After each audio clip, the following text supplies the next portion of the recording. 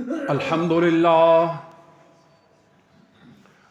لله نحمده ونستعينه ونستغفره ونعوذ بالله من شرور أنفسنا ومن سيئات أعمالنا من يهده الله فلا مضل له ومن يضلله فلا هادي له ونشهد أن لا إله إلا الله وحده لا شريك له ونشهد أن سيدنا ونبينا ومولانا محمدا عبده ورسوله أرسله الله بالحق بشيرا ونذيرا وداعيا إلى الله بإذنه وسراجا منيرا.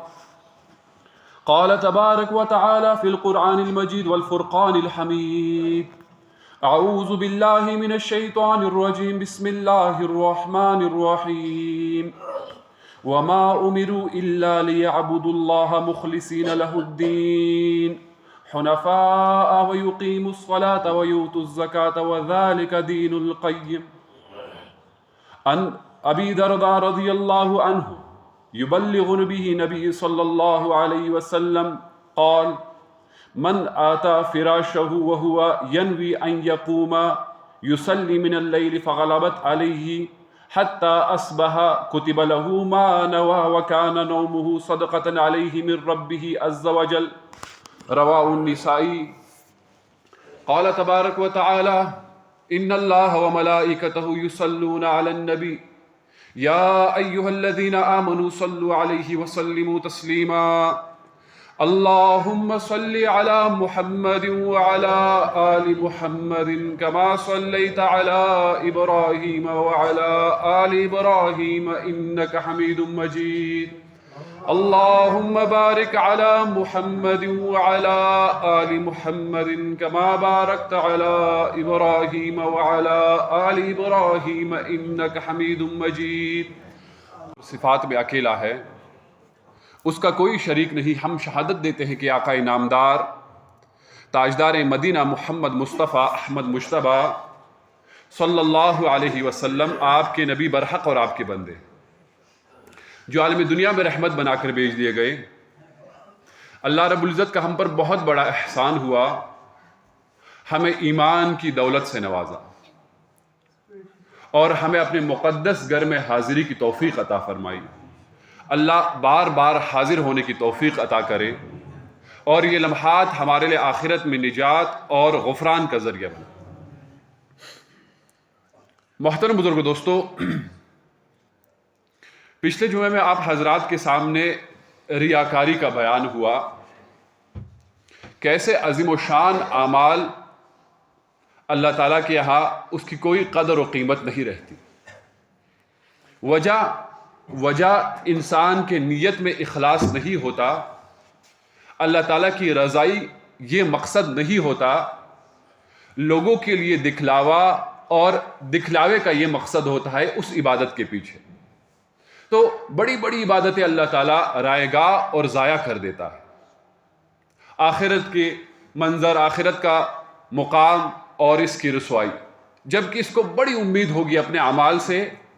اللہ تعالیٰ اس کو محشر کے وقت میں، محشر کے میدان میں اٹھا کر کہیں گے لوگوں کے سامنے کہ یہ وہ شخص ہے جس نے عمل لوگوں کے دکھلاوے کے لیے کیا، میری رضا مقصد نہیں تھی. چنانچہ سب کے سامنے اس کی رسوائی ہوگی، پھر آگے جہنم جو ہے، جہنم میں اس کو داخل کیا جائے. اللہ تعالیٰ ہماری حفاظت فرمائے. اخلاص کیا چیز ہے اور اخلاص کی کتنی ضرورت ہے؟ محترم بزرگ دوستو، صرف اخلاص کا مطلب جو ہے، اس کا مطلب یہ ہے صرف انسان کا مقصد اللہ تعالیٰ کی رضا جوئی. جو بھی کوئی نیک عمل ہے، اس کے پیچھے اس کا مقصد یہ ہو کہ اس عمل کے ذریعے سے مجھ سے اللہ تعالیٰ راضی ہو، تو اس کو اخلاص کہتے ہیں. علم، عمل، اخلاص، یہ تین چیزیں جس کو اللہ تعالیٰ نے دی تو یہ وقت کا ولی ہے. اور اخلاص، ولایت کو اگر شارٹ فارم میں ولایت کو ڈیفائن کرنا ہو تو بس اخلاص، یہ اللہ کا ولی ہے، یہ مخلص ہے، اس کے عمل صرف اللہ تعالیٰ کی رضا کے لیے ہے تو یہ اللہ تعالیٰ کا ولی ہے، یہ مخلص اور یہ اخلاص والا ہے. چنانچہ سورہ بینہ کی آیت نمبر 5، وما امروا الا ليعبدوا الله مخلصين له الدين حنفاء ويقيموا الصلاة ويؤتوا الزكاة وذلك دين القيم، اور ان کو یہی حکم ہوا تھا کہ اخلاص کے ساتھ خدا کی عبادت کرے. اللہ تعالیٰ کی طرف سے یہی حکم ہے کہ اخلاص کے ساتھ اللہ تعالیٰ کی عبادت کی جائے. مخلصین لہ الدین، یکسو ہو کر، یعنی اخلاص بھی ہو اور طریقہ بھی صحیح ہو، طریقے میں کوئی کجی نہیں ہو، کوئی مخالف طریقہ نہیں ہو، دین سے باہر کا طریقہ نہیں ہو. دو چیزیں عمل کے قبولیت کے لیے یہ کافی ہے. ایک تو انسان کے اندر اخلاص ہو اور یہ طریقہ بھی صحیح ہو، یعنی عمل بھی صحیح ہو. اکثر لوگ بڑے بڑے عمل کرتے ہیں لیکن اخلاص نہیں ہوتا، وہ عمل ضائع ہو جاتے ہیں. اکثر لوگوں میں اخلاص ہوتا ہے لیکن طریقہ عبادت کا غلط ہوتا ہے تو وہ ضائع ہو جاتا ہے. دونوں چیزیں لازم اور ملزوم چیزیں ہیں. ایک تو اخلاص اور طریقہ بھی صحیح، تب جا کے وہ عبادت اللہ تعالیٰ کے یہاں کچھ قیمت ہوگی، اس کی کچھ وقت ہوگی. کل کو محشر کے میدان میں اس قیمت پہ اللہ تعالیٰ کی طرف سے بخشش کے وعدے ہیں. محترم بزرگ دوستو، احادیث میں آیا ہے، حضرت ابو درداء رضی اللہ عنہ فرماتے ہیں، یہ نیت میں اخلاص کا بیان ہے کہ کیسے اخلاص کی وجہ سے اللہ تعالیٰ بڑی عبادت کا ثواب عطا کر دیتا ہے. حضرت ابو درداء فرماتے ہیں، یبلغنی بہ نبی صلی اللہ علیہ وسلم قال من آتا فراشہ وہو ینوی ان یقوم یصلی من اللیل. فرمایا رسول اللہ صلی اللہ علیہ وسلم نے، جو اپنے بستر پر آئے اور بستر پر آنے کے بعد اس کی یہ نیت ہو کہ یہ رات کو کھڑا ہوگا اور پھر نماز پڑھے گا. مراد اس سے تہجد کی نماز ہے کہ میں بستر پر آیا ہوں اور نیند، اللہ تعالیٰ مجھے نیند عطا کرے، بہترین نیند عطا اللہ تعالیٰ کی طرف سے ہو، اور کل صبح سویرے جو ہے صبح صادق سے پہلے اٹھ کر میں نماز پڑھوں گا. اس کی یہ نیت سے یہ اس بستر پر آیا ہے. فغلبت عیناہ حتی اصبح، تو نیند کا ایسا غلبہ ہو جاتا ہے کہ نیند ایسی غالب ہو جاتی ہے کہ یہ صبح کے وقت اٹھتا ہے، یعنی فجر کے وقت. اس سے مراد فجر کی نماز ہے، تہجد کی نماز رہ گئی اس سے. لیکن نیت کر کے آیا تھا کہ تہجد کے لیے اٹھوں گا، لیکن سو گیا اور پھر فجر کے لیے اٹھا، فجر کے وقت میں اٹھا. حتی اصبح کتب لہ ما نوا وکان نومہ صدقۃ علیہ من ربہ عز وجل. تو اللہ تعالیٰ کامل مکمل اس تہجد کا ثواب اس کے لیے لکھ دیتا ہے. اور یہ نیند، یہ اللہ تعالیٰ کی طرف سے ایک عطیہ ہے، ایک گفٹ ہے اللہ تعالیٰ کی طرف سے. اللہ تعالیٰ اس کو تحفے میں، یہ نیند جو ہے اس پر غالب ہو گئی ہے، اللہ تعالیٰ کی طرف سے تحفہ تھا. اور اس کی نیت جو تھی یہ صحیح نیت تھی، فجر یہ تہجد کی نیت تھی، تو اللہ تعالیٰ اس نیت اخلاص کی وجہ سے اس کو مکمل تہجد کا ثواب عطا کر دیتا. اور محترم بزرگ دوستو، نبی کریم صلی اللہ علیہ وسلم نے فرمایا کہ اخلاص والوں کے لیے خوشخبری ہے. حضرت ثوبان رضی اللہ عنہ کی روایت ہے، فرماتے ہیں، قال سمعت رسول اللہ صلی اللہ علیہ وسلم یقول طوبى للمخلصین اولئک مصابیح الدجا. مخلصین کے لیے، اخلاص والوں کے لیے، اخلاص والے کون ہے؟ جن کی عبادت کا مقصد، جس کے ہر ایک نیک عمل کا مقصد یہ ہو کہ مجھ سے اللہ تعالیٰ راضی ہو اس عمل کے ذریعے سے. تو یہ اخلاص والے ہیں، اللہ تعالیٰ کی رضا کی نیت ان لوگوں نے کی ہے. فرمایا نبی کریم صلی اللہ علیہ وسلم نے، ان کو خوشخبری سناؤ کہ یہ للمخلصین اولئک مصابیح الدجا، یہ اندھیروں میں چراغ کے مانند ہے. اندھیرا کمرہ ہے، جب اندھیرے کمرے میں چراغ جلاتے ہیں، اس کی وجہ سے، اس چراغ کی وجہ سے سب کچھ دکھائی دینے لگتا ہے. جو چیز نفع کی چیز ہے یہ بھی اس کو دکھائی دیتی ہے، اور جو نقصان کی چیز ہے یہ بھی اس روشنی کی وجہ سے اس کو دکھائی دیتی ہے. تو یہ مخلصین کا کیسا زبردست یہ مثال نبی کریم صلی اللہ علیہ وسلم نے دیا کہ اگر یہ اندھیرے میں رہے گا کمرے میں اندھیرے میں آئے گا، کسی چیز سے ٹکرائے گا، نقصان ہو جائے گا، گر کے اس کا سر ٹوٹ جائے گا، دان ٹوٹ جائیں گے، تو یہ بڑی نقصان کی چیز ہے۔ اور مخلصین ایسے لوگ ہیں ان کے پاس صرف اخلاص ہے، اور اخلاص کے ذریعے سے یہ ان اندھیروں کے چراغ ہے۔ اور پھر فرمایا اولئک مصابیح الدجی تتجلی عنہم کل فتنۃ الظلمات۔ ایک اور بشارت نبی کریم صلی اللہ علیہ وسلم کی طرف سے کہ سخت سے سخت فتنے ان اخلاص کے، ان مخلصین کی وجہ سے دور ہو جاتے ہیں۔ ان کی نیت میں کوئی ریاکاری نہیں ہوتی، لوگوں کا دکھلاوا نہیں ہوتا۔ بڑے سے بڑا فتنہ اگر کہیں پہ کوئی فتنہ ہے تو ان مخلصین کی وجہ سے یہ فتنے دور ہو جاتے ہیں۔ جو ریاکار ہے، ریاکار کی وجہ سے اور فتنے بڑھتے ہیں، ہر جگہ پہ فتنہ ہوتا ہے، کیونکہ اس کی مقصد اس عمل کے ذریعے سے یہ ہے کہ لوگ راضی ہونے چاہیے، لوگ واہواہی کرنے چاہیے، پھر یہ کوئی بھی کون سا بھی طریقہ اختیار کر دیتا ہے لوگوں کے سامنے مشہور ہونے کا۔ تو محترم بزرگوں دوستو، اللہ تعالیٰ ان مخلصین کی وجہ سے بڑے سے بڑے فتنے اور سخت سے سخت فتنے جو ہے وہ دور کر دیتا ہے۔ اللہ تعالیٰ ہمیں یہ اخلاص نصیب فرمائے۔ اور ایک دفعہ نبی کریم صلی اللہ علیہ وسلم سے پوچھا گیا کہ اخلاص کیا ہے؟ فرمایا کہ ایمان کا دوسرا نام یہ اخلاص ہے، ایمان کا دوسرا نام یہ اخلاص ہے۔ فرماتے ہیں ان ابی فراس رحمۃ اللہ علیہ رجل من اسلم قال نادى رجل فقال یا رسول اللہ صلی اللہ علیہ وسلم مل ایمان۔ بنو اسلم کے ایک شخص فقال یا رسول اللہ صلی اللہ علیہ وسلم مل ایمان، اس نے پوچھا یا رسول اللہ صلی اللہ علیہ وسلم ایمان کیا چیز ہے؟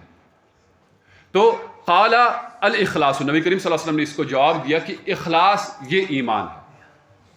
ہر کوئی عمل مقصد انسان کا یہ ہو کہ مجھ سے اللہ راضی ہو اس عمل کے ذریعے سے، تو فرمایا یہ مخلصین ہے، یہ اخلاص والے ہیں، یہ کامل ایمان والے ہیں۔ محترم بزرگ دوستو، اللہ تعالیٰ ہر ایک عمل کو ظاہر کر دیتا ہے، چاہے وہ عمل برا ہو، چاہے وہ عمل نیک عمل ہو اور اچھا عمل ہو۔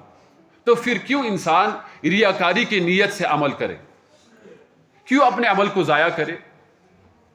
اللہ تعالیٰ بہرحال ہر ایک عمل کو ظاہر کر دیتا ہے۔ ایک حدیث میں آیا ہے ان ابی سعید خدری رضی اللہ عنہ قال قال رسول اللہ صلی اللہ علیہ وسلم لو ان رجل عمل عملا فی صخر لا باب لها ولا قوة خرج عمله الى الناس کائنا ما کان۔ اگر ایک شخص چٹان کے اندر عمل کرے اور اس چٹان کی کیفیت حدیث میں یہ بیان ہوئی ہے کہ وہ چٹان ایسا ہے نہ اس میں کوئی دروازہ ہے اور نہ اس میں کوئی سوراخ ہے، اللہ تعالیٰ اس عمل کرنے والے کا عمل یہ ظاہر کر کے رہے گا، چاہے وہ عمل نیک ہو چاہے وہ عمل برا ہو، ریاکاری والا عمل۔ تو کیسے کیسے گمنام ہم سے پہلے کتنے بزرگ گزر گئے، اس زمانے سے پہلے گمنام رہا کرتے تھے، کوئی ان کو جانتا نہیں تھا، جب وہ نہیں ہوتے تھے کوئی ان کو تلاش بھی نہیں کرتا تھا۔ موت کے بعد ان کے بڑے بڑے عمل اللہ تعالیٰ نے ظاہر کر دی۔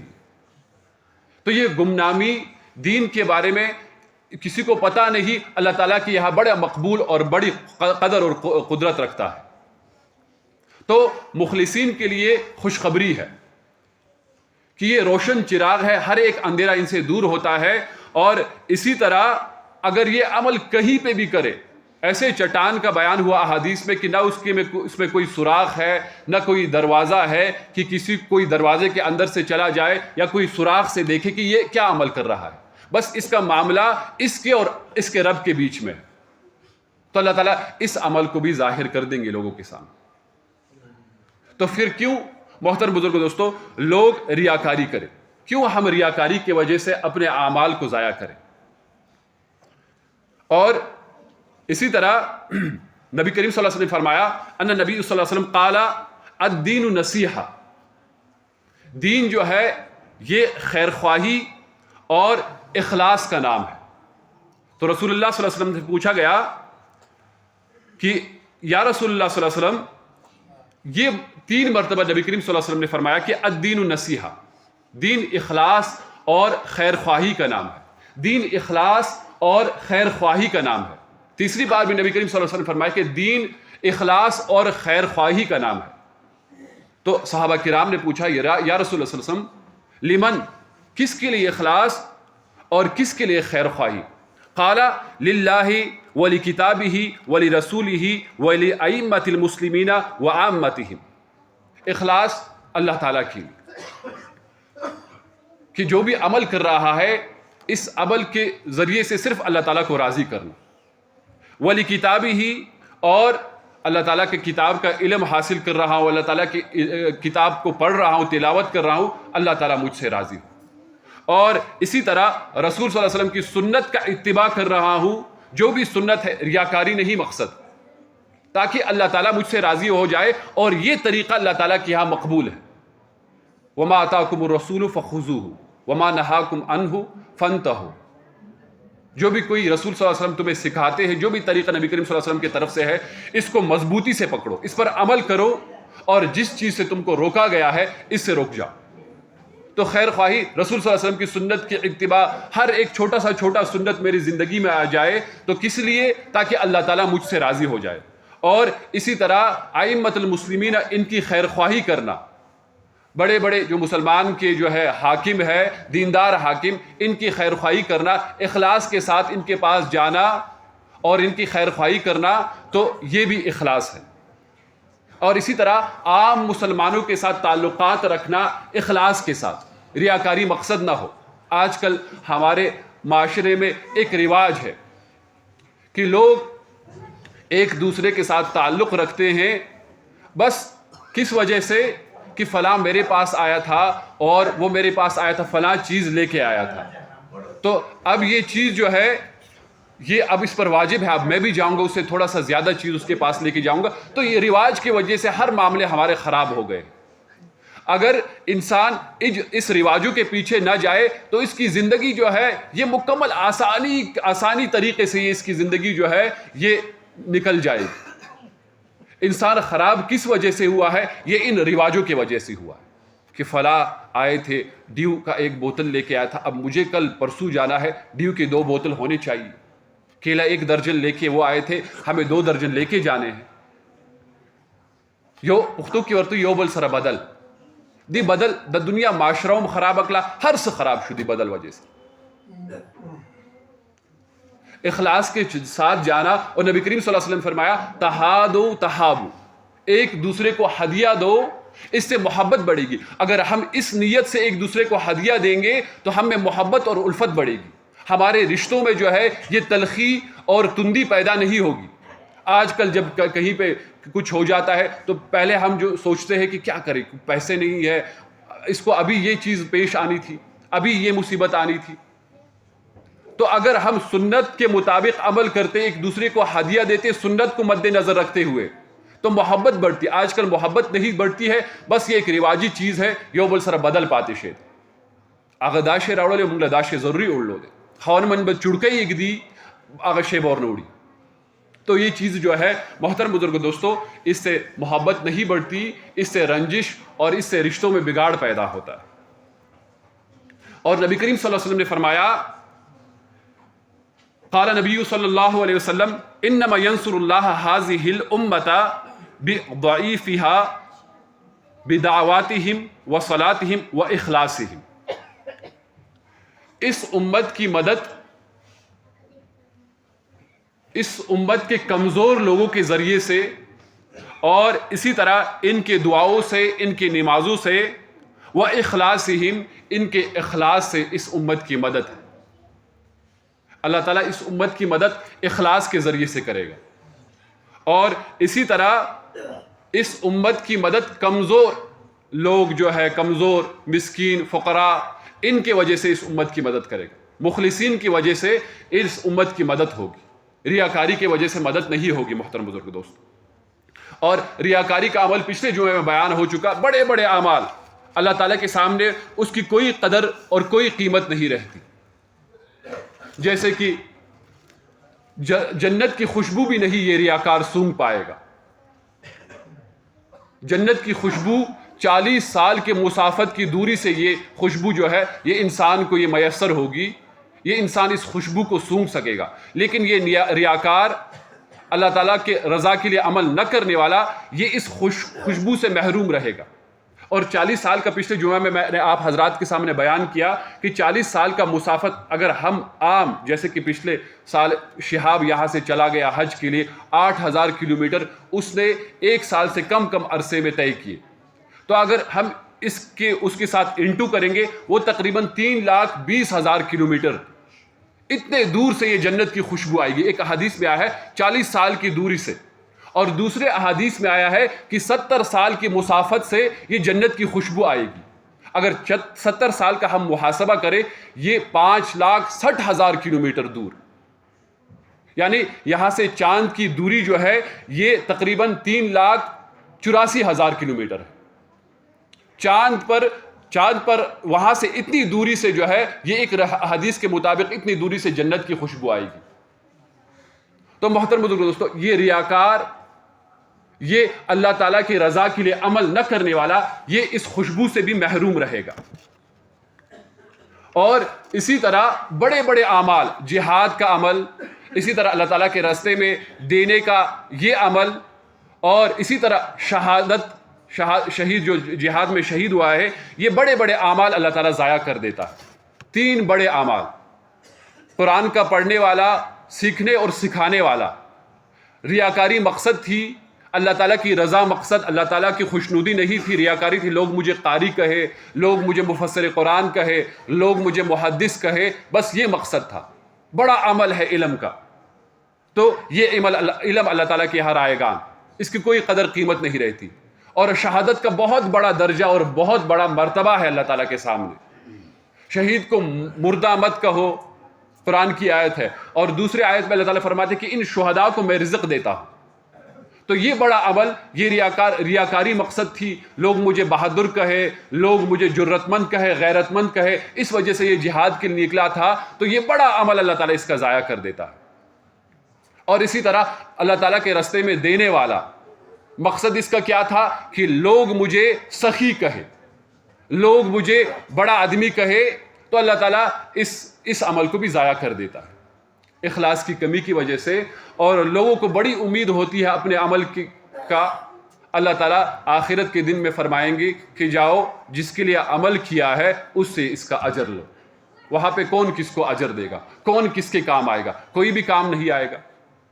وہاں پہ صرف اللہ تعالیٰ کی رحمت کام آئے گی. تو وہاں پہ اعلان کرے گا اللہ تعالیٰ, جاؤ اس سے اجر لو. اور یہ ریاکار اس کو کھڑا کرے گا اللہ تعالیٰ, لوگوں کے سامنے اس کو رسوا کرے گا, اور اللہ تعالیٰ اعلان کرے گا کہ یہ وہ شخص ہے کہ جس نے عمل میری رضا کے لیے نہیں کیا, لوگوں کے خوشنودی کے لیے اس نے عمل کیا. سب کے سامنے اللہ تعالیٰ اس کو رسوا کر دے گا. اللہ تعالیٰ ہماری حفاظت فرمائے. حکیم الامت مولانا اشرف علی تھانوی اپنے ملفوظات میں لکھتے ہیں, 2 بزرگوں کا واقعہ بیان کرتے ہیں کہ دریا کے آر پار 2 بزرگ رہا کرتے تھے. دریا کے اس پار والے بزرگ کو خیال ہوا کہ وہ جو دریا کے دوسرے پار والا بزرگ ہے, اس کو کچھ ہدیتاً کوئی چیز بیچتا ہوں, اس کی خدمت میں کچھ کھانا وغیرہ بیچتا ہوں, تاکہ جو ہے آپس میں محبت اور الفت بڑھے. چنانچہ یہ اس پار والا بزرگ اپنی عورت کے ہاتھ میں کھانا دے کر اس کو روانہ کرتا تھا کہ جاؤ اس بزرگ کو کھانا دو. یہ عورت اس سے عرض کرتی ہے کہ آپ کو پتہ نہیں, رستے میں ایک نہر ہے, بڑا دریا ہے, میں اس کو کیسے پار کروں گی؟ نہ اس پر کوئی پل ہے, نہ کوئی کشتی ہے کہ جس کے ذریعے سے میں اس دریا کو پار کروں. تو اس شخص نے, اس کے خاوند نے اس کو کہا کہ جاؤ اس دریا کو میرا سلام کہو, اور اسے کہو تمہیں فلاں شخص نے سلام دیا ہے جو 40 سال سے اپنے عورت کے پاس نہیں گئے. چنانچہ یہ عورت چلی گئی اس دریا کے پاس اور اسے کہا کہ تمہیں فلاں شخص نے سلام دیا ہے جو 40 سال سے اپنے عورت کے پاس نہیں گئے. چنانچہ دریا میں رستہ بن گیا.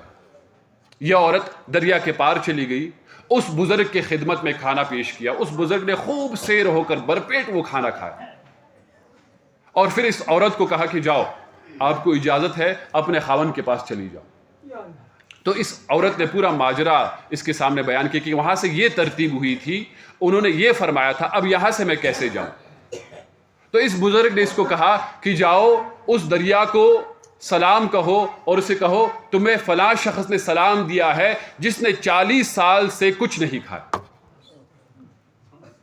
حسب معمول یہ عورت اس دریا کے پاس آئی اور اس سے کہا کہ تمہیں فلاں شخص نے سلام دیا ہے جس نے 40 سال تک کچھ نہیں کھایا.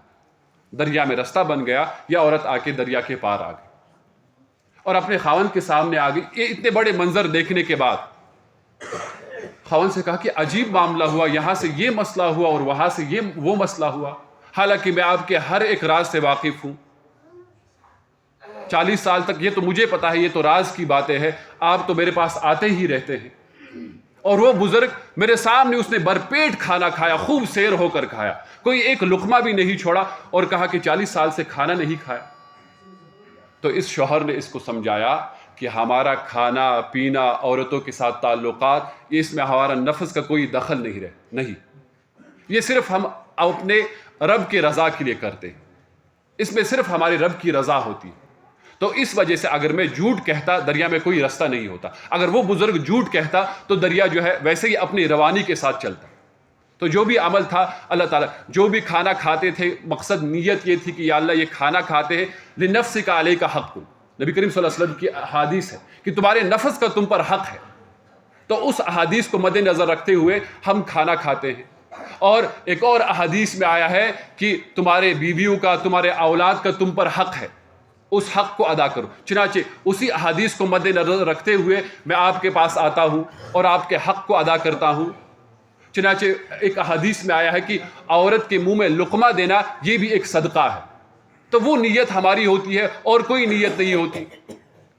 تو اس وجہ سے دریا میں رستہ ہوا, ہمارے عمل میں اخلاص تھا, اللہ تعالیٰ نے یہ دریا پار کرا دیا. محترم بزرگ دوستو, دنیا کے بڑے بڑے کام اس میں اخلاص کے ذریعے سے ہم اس کو دین کا کام بنا سکتے ہیں. بس اخلاص لانی چاہیے. بخاری کی پہلی احادیث کیف کان بدء الوحی, کیسے نبی کریم صلی اللہ علیہ وسلم پر وحی آئی, اس باب میں امام بخاری وحی کا تذکرہ نہیں کرتے. اس کے فوراً بعد انما الاعمال بالنیات اس احادیث کو لے کے آتے ہیں تاکہ یہ طالب علم جو ہے ان کی اخلاص کی نیت, ان کی اصلاح کی جائے, تاکہ یہ جو علم عظیم و شان علم سیکھ رہے ہیں اس کا مقصد یہ ہو کہ اس سے یہ اللہ کو راضی کرے. کیف کان بدء الوحی, اس وہ باب کے نیچے یہ انما الاعمال بالنیات یہ احادیث لے کے آتے تاکہ اخلاص نیت ہو علم کے سیکھنے میں, تاکہ یہ طالب علم پھر 2 3 4 دن مفتی ظہور علی خان رحمۃ اللہ علیہ 15 دن اس کی تفسیر کرتے تھے. پورا اخلاص, مکمل کامل اخلاص ان طالب علموں کے سینے میں بھر دیتے تھے. پھر وہ جب وہ علم سیکھتے تھے صرف اللہ تعالیٰ کی رضا ان کی ہوتی تھی. تو محترم بزرگوں دوستو, اس اخلاص کی وجہ سے دنیا کا کام بھی ہم عبادت میں اس کو جو ہے تبدیل کر سکتے ہیں. بس اخلاص ہونی چاہیے. ایک صحابی سے پوچھا نبی کریم صلی اللہ علیہ وسلم نے کہ یہ کھڑکی اس کا کیا مقصد ہے, کیوں لگائی؟ کہا کہ یا رسول اللہ صلی اللہ علیہ وسلم اس سے روشنی آئے گی اور ٹھنڈی ٹھنڈی ہوا آئے گی. تو نبی کریم صلی اللہ علیہ وسلم نے فرمایا کاش تم اس کھڑکی کو اس لیے لگاتے کہ اس کھڑکی کے ذریعے سے اذان کی آواز سنوں گا. تو جب تک یہ کھڑکی موجود ہوتی تب تک ثواب لکھا جاتا.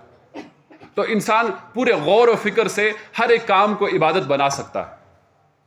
بچوں کی خدمت, بچوں کے لیے معاش کمانا یہ اللہ تعالیٰ کا حکم ہے.